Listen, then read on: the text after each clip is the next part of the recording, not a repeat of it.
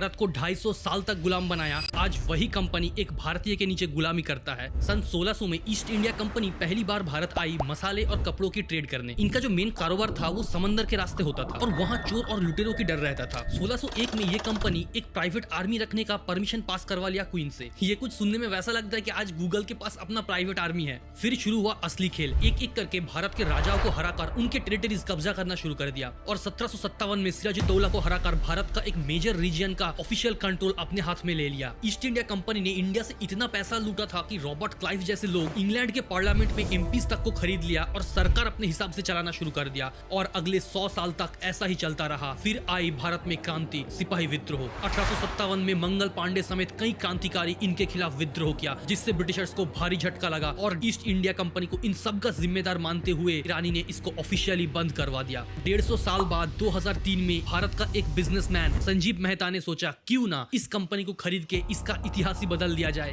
पहले उन्होंने इसमें सिर्फ 21% स्टेक खरीदा, लेकिन इससे उसका मन नहीं भरा। 2010 तक आते आते 120 करोड़ लगा के पूरी की पूरी कंपनी खरीद ली और अपने अंडर ले आई। आज ईस्ट इंडिया कंपनी चाय, कॉफी, महंगी कॉइन्स और लग्जरी आइटम्स बेचती है और आज भी इसका हेड ऑफिस इंग्लैंड में ही है। अगर इसे बदला नहीं कहते तो किसे कहते हैं? जिस ईस्ट इंडिया कंपनी ने भारत को 250 साल तक गुलाम बनाया, आज वही कंपनी एक भारतीय के नीचे गुलामी करता है। सन 1600 में ईस्ट इंडिया कंपनी पहली बार भारत आई मसाले और कपड़ों की ट्रेड करने। इनका जो मेन कारोबार था वो समंदर के रास्ते होता था और वहाँ चोर और लुटेरों की डर रहता था। 1601 में ये कंपनी एक प्राइवेट